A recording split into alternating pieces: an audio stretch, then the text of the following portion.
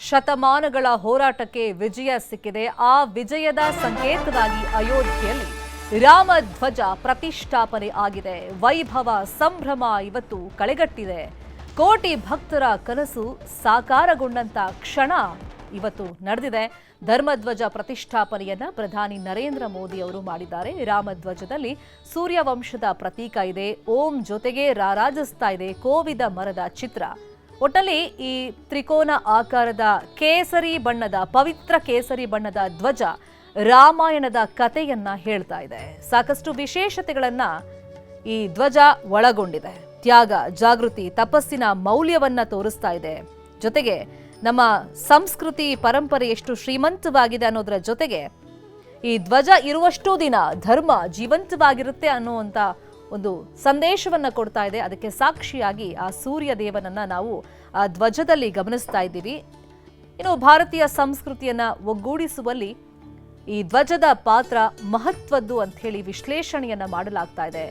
ಅಯೋಧ್ಯೆಯ ರಾಮ ಮಂದಿರದ ಮೇಲೆ ಈ ಧ್ವಜ ಇದೀಗ ರಾರಾಜಿಸ್ತಾ ಇದೆ. ಧರ್ಮದ ಸಂಕೇತವಾಗಿ ರಾರಾಜಿಸ್ತಾ ಇದೆ. ಭಕ್ತಿಯ ಸಂಕೇತವಾಗಿ ಈ ಧ್ವಜ ರಾರಾಜಿಸ್ತಾ ಇದೆ. ಎಲ್ಲೆಡೆ ಜೈ ಶ್ರೀರಾಮ್ ಮಂತ್ರ ಘೋಷ ಮೊಳಗ್ತಾ ಇದೆ.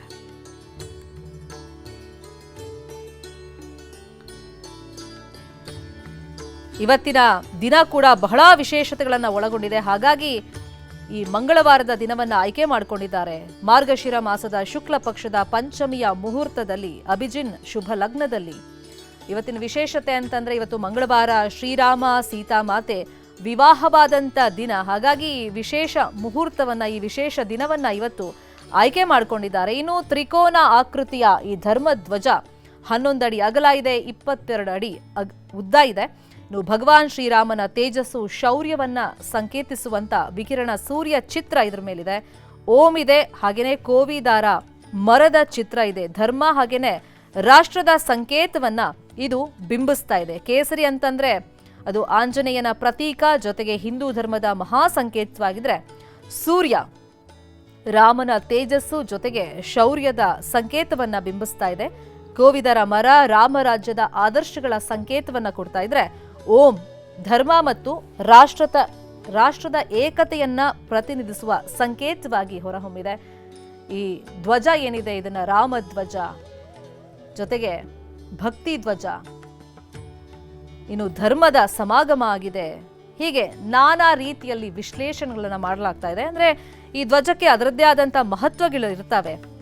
ಕಾರಣ ನಾವು ವಿಷ್ಣುವಿನ ದೇವಾಲಯದಲ್ಲಿ ಗರುಡ ಧ್ವಜ ನೋಡಿದ್ರೆ ಶೈವ ದೇವಾಲಯಗಳಲ್ಲಿ ನಂದಿ ಧ್ವಜವನ್ನ ಗಮನಿಸ್ತೀವಿ. ಹಾಗೆ ಈ ಹಿಂದೆ ರಾಜರ ಆಳ್ವಿಕೆಯಲ್ಲೂ ಕೂಡ ಈ ಧ್ವಜಕ್ಕೆ ಬಹಳಷ್ಟು ಮಹತ್ವ ಇತ್ತು. ಅದು ಕೂಡ ಯುದ್ಧದ ಸಂದರ್ಭದಲ್ಲಿ ಯುದ್ಧ ಆರಂಭಕ್ಕೂ ಮುನ್ನ ಆಂಜನೇಯನಿಗೆ ವಿಶೇಷ ರೀತಿಯಲ್ಲಿ ಪೂಜೆ ಮಾಡಿ ಈ ಧ್ವಜವನ್ನ ಕಟ್ತಾ ಇದ್ರು. ಯುದ್ಧ ಗೆದ್ದು ಬಂದ ಮೇಲೂ ಕೂಡ ಒಂದು ವಿಜಯದ ಸಂಕೇತವಾಗಿ ಆ ವಿಜಯವನ್ನ ಸಾರಿ ಹೇಳುವಂತ ನಿಟ್ಟಿನಲ್ಲಿ ಪ್ರಜೆಗಳಿಗೆ ಅವರದ್ದೇ ಧ್ವಜವನ್ನ ಈ ರೀತಿ ಹಾರಿಸಲಾಗ್ತಾ ಇತ್ತು. ಆ ಮುಖೇನ ನಮಗೊಂದು ವಿಜಯ ಸಿಕ್ಕಿದೆ, ದಕ್ಕಿದೆ ಅಂತೇಳಿ ಒಂದು ಸಂದೇಶವನ್ನ ಕೊಟ್ಟಂಗೆ. ಅದೇ ರೀತಿ ಇವತ್ತಿನ ದಿನ ಅಯೋಧ್ಯೆಯಲ್ಲಿ ಆ ವಿಜಯದ ಸಂಕೇತವಾಗಿ ಧರ್ಮ ಧ್ವಜವನ್ನ, ರಾಮಧ್ವಜವನ್ನ, ಭಗವದ್ ಧ್ವಜವನ್ನ ನಾವು ರಾರಾಜಿಸ್ತಾ ಇರೋದನ್ನ ಕಣ್ತುಂಬಿಕೊಳ್ತಾ ಇದ್ದೀವಿ. ಕಾರಣ ಶತಮಾನಗಳ ಹೋರಾಟ ಇದೆ ಈ ರಾಮ ಮಂದಿರ ನಿರ್ಮಾಣದ ಹಿಂದೆ. ಹಾಗಾಗಿ ಅಯೋಧ್ಯೆಯಲ್ಲಿ ಯಾರೆಲ್ಲ ಶ್ರಮಿಸಿದ್ರು ಈ ರಾಮ ಮಂದಿರ ನಿರ್ಮಾಣಕ್ಕೆ ಸಾಕಾರಗೊಳಿಸುವಲ್ಲಿ ಹಲವರ ಪಾತ್ರ ಇದೆ. ಕೆಲವರು ನಮ್ಮ ಜೊತೆಗೆ ಇವಾಗಿಲ್ಲ ಜೀವಂತವಾಗಿ, ಆದರೆ ಅವರ ಹೋರಾಟದ ಶಕ್ತಿ ಖಂಡಿತ ಇದೆ. ಸೊ ಇವತ್ತು ನಮ್ಮೆಲ್ಲರಿಗೂ ಇದನ್ನ ನೋಡುವಂತ ಭಾಗ್ಯ ಸಿಕ್ಕಿದೆ. ಅಯೋಧ್ಯೆಯ ರಾಮಧ್ವಜ ಪ್ರತಿಷ್ಠಾಪನೆ ಆಗಿದೆ. ಶತಮಾನಗಳ ಹೋರಾಟಕ್ಕೆ ಸಿಕ್ಕಂತ ಜಯ ಇದು. ಕಾಮಗಾರಿ ಪೂರ್ಣಗೊಂಡಂತ ಹಿನ್ನೆಲೆಯಲ್ಲಿ ಇವತ್ತು ಧ್ವಜಾರೋಹಣವನ್ನ ಮಾಡಲಾಗಿದೆ. ಇಲ್ಲೊಂದು ವಿಷಯ ಗಮನಿಸಬೇಕು ನಾವು. ಶಂಕುಸ್ಥಾಪನೆ ಆಯಿತು, ರಾಮ ಮಂದಿರ ಉದ್ಘಾಟನೆ 2024 ಜನವರಿ 22 ಅವತ್ತೇ ಈ ಧ್ವಜವನ್ನ ಹಾರಿಸಿರಲಿಲ್ಲ. ಸೊ ಕಾಮಗಾರಿ ಎಲ್ಲ ಪೂರ್ಣವಾದ್ಮೇಲೆ ವಿಜಯದ ಸಂಕೇತವಾಗಿ ಇವತ್ತು ಪ್ರತಿಷ್ಠಾಪನೆ ಆಗಿದೆ, ರಾರಾಜಿಸ್ತಾ ಇದೆ ಧ್ವಜ. ಇನ್ನು ರಾಮಧ್ವಜ ಪ್ರತಿಷ್ಠಾಪನೆ ಮಾಡಿದ ಮೇಲೆ ಪ್ರಧಾನಿ ನರೇಂದ್ರ ಮೋದಿ ಅವರು ಮಾತನಾಡಿದ್ರು. ರಾಮ ನಾಮ, ರಾಮ ಧ್ವಜ, ರಾಮರಾಜ್ಯದ ಮಹತ್ವವನ್ನ ಸಾರಿದ್ರು. ಈ ಧರ್ಮ ಧ್ವಜ केवल एक ध्वजा नहीं, ये भारतीय सभ्यता के पुनर्जागरण का ध्वज है।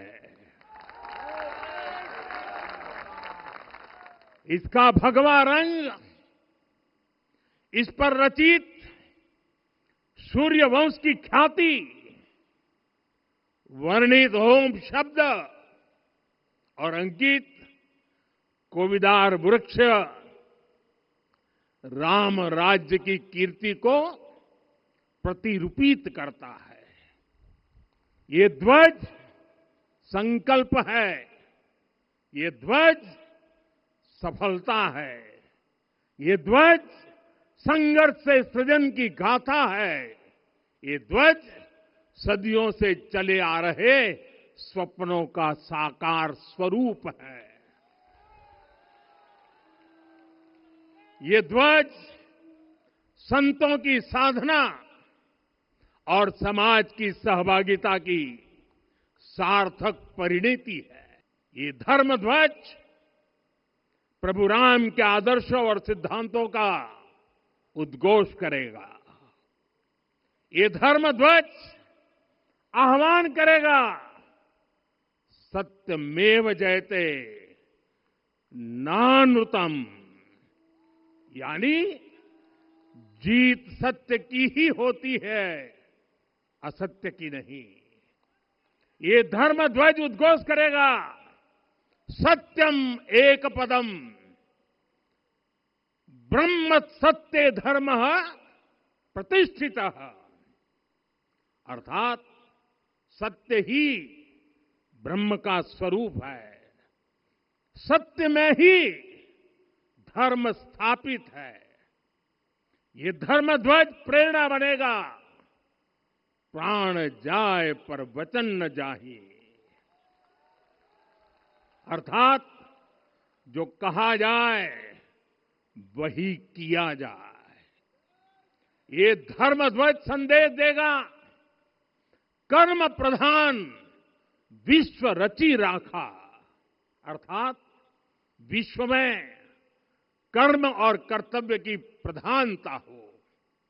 ये धर्म ध्वज कामना करेगा, बैर न विग्रह आस न त्रासा, सुखमय ताही सदा सब आशा, यानी भेदभाव पीड़ा परेशानी से मुक्ति, समाज में शांति और सुख हो। ये धर्म ध्वज हमें संकल्पित करेगा, नहीं दरिद्र को दुखी न दीना, यानी हम ऐसा समाज बनाएं जहां गरीबी न हो, कोई दुखी या लाचार न हो।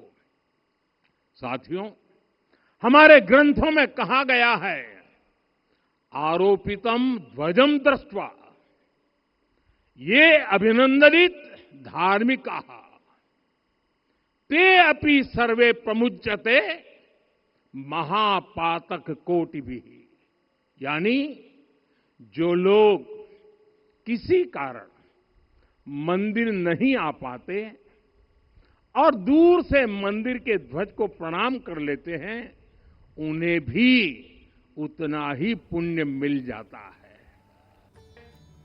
ಇವತ್ತಿನ ದಿನ ಯಾವ ತರ ಇತಿಹಾಸದ ಪುಟ ಸೇರಿದೆ ಅನ್ನೋದರ ಜೊತೆಯಲ್ಲಿ ಶ್ರೀರಾಮನ ಗುಣಗಾನವನ್ನ ಪ್ರಧಾನಿ ನರೇಂದ್ರ ಮೋದಿ ಅವರು ಮಾಡಿದ್ದಾರೆ.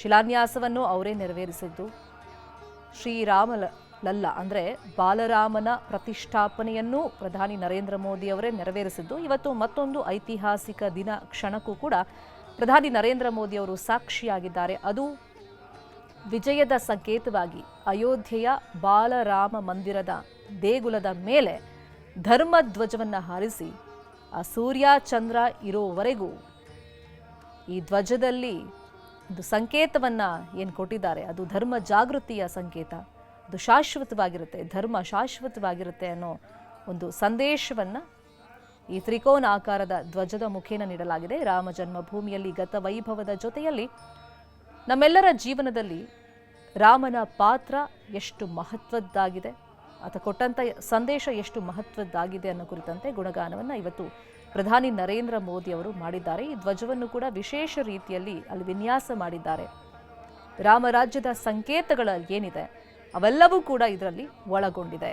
ಸತ್ಯಕ್ಕೆ ಜಯ ಎಂಬ ಸಾರ ಈ ಧ್ವಜದ ಮುಖೇನ ಸಿಗ್ತಾ ಇದೆ. ರಾಮನ ಗುಣಗಾನದ ಜೊತೆಯಲ್ಲಿ ಅಯೋಧ್ಯೆ ಭೂಮಿಯ ಗುಣಗಾನವನ್ನು ಕೂಡ ಇವತ್ತು ಪ್ರಧಾನಿ ನರೇಂದ್ರ ಮೋದಿ ಅವರು ಮಾಡಿದ್ದಾರೆ. ರಾಮನ ವ್ಯಕ್ತಿತ್ವ ಎಂಥದ್ದು, ಆದರ್ಶ ಎಂಥದ್ದು, ಶ್ರೀರಾಮ ಯಾವುದರ ಸಂಕೇತ ಅಂದರೆ ರಾಮ ಅಂದರೆ ಮರ್ಯಾದೆ ಅಂತೀವಿ, ಮರ್ಯಾದಾ ಪುರುಷೋತ್ತಮ ಅಂತೀವಿ, ಸತ್ಯ ಅಂತೀವಿ, ಸಂಘರ್ಷ ಅಂತೀವಿ. ಆ ಸತ್ಯವನ್ನು ಕಾಪಾಡುವಂಥ ನಿಟ್ಟಿನಲ್ಲಿ ತನಗೆ ಬಂದಂಥ ಕಷ್ಟಗಳನ್ನು ಯಾವ ಥರ ರಾಮ ಎದುರಿಸ್ತಾನೆ. ಸೊ ಈ ಸಂದೇಶ ನಮ್ಮ ಜೀವನದಲ್ಲಿ ಎಷ್ಟು ಮಹತ್ವವನ್ನು ಪಡ್ಕೊಳ್ಳುತ್ತೆ ಅನ್ನೋ ಕುರಿತಂತೂ ಕೂಡ ಇವತ್ತು ನರೇಂದ್ರ ಮೋದಿ ಅವರು ತಮ್ಮ ಮಾತುಗಳಲ್ಲಿ ವ್ಯಕ್ತಪಡಿಸಿದ್ದಾರೆ. ರಾಮ ಅಂದರೆ ಜೀವನದ ಸಂದೇಶ, ಆತನ ವ್ಯಕ್ತಿತ್ವವನ್ನು ನಾವು ಮೊದಲು ಅರಿಬೇಕಾಗತ್ತೆ, ಸತ್ಯಕ್ಕೋಸ್ಕರ ಆತ ಮಾಡಿದ ತ್ಯಾಗವನ್ನು ನಾವು ಅರಿಬೇಕು ಅಂತೇಳಿ ಸಂದೇಶವನ್ನು ಕೊಟ್ಟಿದ್ದಾರೆ.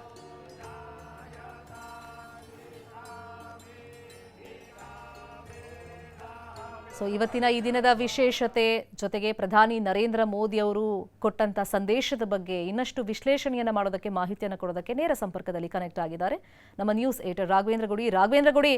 ಅಫ್ಕೋರ್ಸ್ ಇವತ್ತು ಬಹಳ ಮಹತ್ವದ ದಿನ, ಇತಿಹಾಸದ ಪುಟಗಳಲ್ಲಿ ಸೇರಿರುವಂಥ ದಿನ. ಅದಕ್ಕೆ ನೀವೆಲ್ಲರೂ ಸಾಕ್ಷಿಯಾಗಿರೋದೇ ನಮ್ಮ ಸೌಭಾಗ್ಯ ಅಂತ ಭಾವಿಸ್ತಾ, ಈ ಧ್ವಜದ ಒಂದು ಸಂಕೇತ ಏನು ಸಾರ್ತಾ ಇದೆ, ಏನು ಮಹತ್ವವನ್ನ ಕೊಡ್ತಾ ಇದೆ, ಮತ್ತೆ ನರೇಂದ್ರ ಮೋದಿ ಅವರು ಒಂದು ಸುದೀರ್ಘವಾದಂಥ ಭಾಷಣದಲ್ಲಿ ಮಾಡಿದಂಥ ವಿಷಯಗಳ ಪ್ರಸ್ತಾಪ, ಹೈಲೈಟ್ಸ್. ಸತತವಾದಂಥ ಹೋರಾಟಗಳು, ನೂರಾರು ವರ್ಷದಲ್ಲಿ ನಡೆದಿರ್ತಕ್ಕಂಥ ಆ ನಿರೀಕ್ಷೆ, ಆ ತಪಸ್ಸು, ಅವೆಲ್ಲದರ ಈಡೇರಿಕೆಯ ದ್ಯೋತಕವಾಗಿ ಇವತ್ತು ಈ ಅಯೋಧ್ಯೆಯಲ್ಲಿ ರಾಮ ಮಂದಿರದಲ್ಲಿ ಆ ಧ್ವಜಾರೋಹಣ ಆಗಿರುವಂಥದ್ದು ಶರ್ಮಿತಾ. ಅಂದರೆ ಇವತ್ತಿಗೆ ಆ ಮಂದಿರದ ನಿರ್ಮಾಣ ಕಾರ್ಯ ಸಂಪೂರ್ಣವಾಯಿತು ಅಂಥೇಳಿ. ಯಾಕಂದರೆ ಕಳೆದ ವರ್ಷ 2024 ಜನವರಿ 22ರಂದು ಪ್ರಧಾನಮಂತ್ರಿ ನರೇಂದ್ರ ಮೋದಿ ಅಲ್ಲಿ ಅವತ್ತು ರಾಮ ಮಂದಿರದ ರಾಮ ಪ್ರತಿಷ್ಠಾಪನಾ ಕಾರ್ಯದಲ್ಲಿ ಭಾಗವಹಿಸಿದಂಥ ಸಂದರ್ಭವನ್ನು ನಾವು ನೋಡ್ತಾ ಇದ್ದರೆ, ಅವತ್ತು ಕೇವಲ ಅಲ್ಲಿ ಗರ್ಭಗೃಹದಲ್ಲಿ ಶ್ರೀರಾಮಲಲ್ಲನ ಸ್ಥಾಪನೆ ಮಾತ್ರ ಆಗಿತ್ತು. ಆದರೆ ಅವನ ಇಡೀ ಪರಿವಾರದ, ಅವನ ಗುರುವರ್ಯರ, ಅವನ ಸ್ನೇಹಿತರ ಯಾರದೇ ಕೂಡ ದ್ಯೋತಕಗಳು ಇನ್ನೂ ಕೂಡ ಅಲ್ಲಿ ಪ್ರತಿಷ್ಠಾಪನೆ ಆಗಿರಲಿಲ್ಲ. ಆದರೆ ಇವತ್ತಿನ ಸಂದರ್ಭವನ್ನು ನಿಂತು ನೋಡಿದಾಗ ಅಲ್ಲಿ ರಾಮ ಮಾತ್ರ ಅಲ್ಲ, ಬಾಲರಾಮನಿದ್ದಾನೆ, ಅಲ್ಲಿ ಶ್ರೀರಾಮಚಂದ್ರ ಸೀತಾಮಾತೆಯ ಜೊತೆಯಲ್ಲಿರ್ತಕ್ಕಂಥ ಸೀತಾರಾಮ ಇದ್ದಾನೆ, ಅದೇ ರೀತಿಯಾಗಿ ತನ್ನ ಲಕ್ಷ್ಮಣ ಮತ್ತು ಸಖನಾಗಿರ್ತಕ್ಕಂಥ ಆಂಜನೇಯನ ಜೊತೆಯಲ್ಲಿರ್ತಕ್ಕಂಥ ರಾಮ ಇದ್ದಾನೆ, ಆತನ ಗುರುವರ್ಯರು ಯಾರಿದ್ದಾರೆ, ವಸಿಷ್ಠರಿದ್ದಾರೆ, ಅಲ್ಲಿ ವಿಶ್ವಾಮಿತ್ರರ ಸ್ಥಾಪನೆ ಕೂಡ ಆಗಿರುವಂಥದ್ದು, ಅನ್ನಪೂರ್ಣೇಶ್ವರಿಯ ಸ್ಥಾಪನೆ ಆಗಿದೆ. ಅಂದರೆ ಆ ಇಡೀ ಒಂದು ಸಂಪೂರ್ಣವಾಗಿರ್ತಕ್ಕಂಥ ರಾಮನ ಒಂದು ಪ್ರತಿಮೆ ಏನಿದೆ, ಅಂದರೆ ಆತನ ಆದರ್ಶಗಳಿದ್ದಾವೆ, ಅವೆಲ್ಲದರ ದ್ಯೋತಕವಾಗಿ ಇವತ್ತು ಅಲ್ಲಿ ಆ ಒಂದು ಧರ್ಮಧ್ವಜ ಅಥವಾ ರಾಮಧ್ವಜ ಸ್ಥಾಪನೆ ಆಗಿರುವಂಥದ್ದು. ಆ ಧ್ವಜವನ್ನು ನಾವು ಗಮನಿಸ್ತಾ ಇದ್ರು ಕೂಡ ಪ್ರಧಾನಮಂತ್ರಿ ನರೇಂದ್ರ ಮೋದಿ ತಮ್ಮ ಭಾಷಣದಲ್ಲಿ ವಾಲ್ಮೀಕಿ ರಾಮಾಯಣದಲ್ಲಿ ವಾಲ್ಮೀಕಿ ಮಹರ್ಷಿಗಳು ಹೇಳಿದಂಥ ಒಂದು ಮಾತನ್ನು ಹೇಳ್ತಾ ಇದ್ರು. ಅಂದರೆ ರಾಮನ ಸೈನ್ಯವನ್ನು ಹೇಗೆ ಗುರುತಿಸಬೇಕು ದೂರದಲ್ಲಿ ಇದ್ದಾಗ ಅಂತ ನೋಡಿದರೆ, ಅಲ್ಲಿ ಒಂದು ಬಾವುಟ ಇರುತ್ತೆ, ಆ ಬಾವುಟದಲ್ಲಿ ಕೋವಿನಾರ್ ಅಂತಕ್ಕಂಥ ಈ ಒಂದು ಮರ ಏನಿದೆ ಅದನ್ನು ನಾವು ಕನ್ನಡದಲ್ಲಿ ಕೋವೈ ಅಂತ ಹೇಳ್ತೀವಿ. ನಮ್ಮ ಕರ್ನಾಟಕದಲ್ಲೂ ಕೂಡ ಸಾಕಷ್ಟು ಆ ಮರವನ್ನು ನಾವು ನೋಡ್ಬೋದು. ಆ ಮರದ ಚಿಹ್ನೆ ಇರ್ತಕ್ಕಂಥ ಧ್ವಜ ಅದು ಅನ್ನುವಂಥ ಮಾತನ್ನು ಅವತ್ತು ವಾಲ್ಮೀಕಿ ಮಹರ್ಷಿಗಳು ಹೇಳಿರ್ತಾರೆ. ಅಂದರೆ ರಾಮನನ್ನು ಗುರುತಿಸುವುದೇ ಆ ಧ್ವಜದ ಮೂಲಕವಾಗಿ ಅಂತೇಳಿ. ಹೀಗಾಗಿ ಅದರ ದ್ಯೋತಕವಾಗಿ ಆ ಒಂದು ಕೋವಿನಾರ್ ಇರ್ತಕ್ಕಂಥದ್ದು, ಆ ಮರ ಇರುವಂಥದ್ದು. ಇನ್ನು ಓಂಕಾರ ಇದೆ, ಅಲ್ಲಿ ಇಕ್ಷ್ವಾಕು ವಂಶದ ಆ ಸೂರ್ಯನ ಉದಯವಾಗಿರುವಂಥ ಸೂರ್ಯನ ದ್ಯೋತಕ ಇರುವಂಥದ್ದು. ಅಂದರೆ ಒಟ್ಟಾರೆಯಾಗಿ ಧ್ವಜ ಮತ್ತು ರಾಮ ಮಂದಿರದ ಇವತ್ತು ನಿರ್ಮಾಣ ಕಾರ್ಯ ಏನಿದೆ ಇದು ಸಂಘರ್ಷಕ್ಕಲ್ಲ, ಬದಲಿಗೆ ಭವ್ಯ ಭಾರತದ ನಿರ್ಮಾಣದತ್ತ ಇಟ್ಟಿರ್ತಕ್ಕಂಥ ಒಂದು ಭವ್ಯವಾದ ಹೆಜ್ಜೆ ಅಂತ ಹೇಳಿ ಪ್ರಧಾನಮಂತ್ರಿ ನರೇಂದ್ರ ಮೋದಿ ಹೇಳಿದಾಗೆ ಅದರ ದ್ಯೋತಕವನ್ನು ಇವತ್ತು ನೋಡ್ತಾ ಇದ್ದೀವಿ ಶರ್ಮಿತಾ. ಥ್ಯಾಂಕ್ ಯು ರಾಘವೇಂದ್ರ ಗುಡಿ ಈ ಕ್ಷಣದ ಮಾಹಿತಿಗೆ.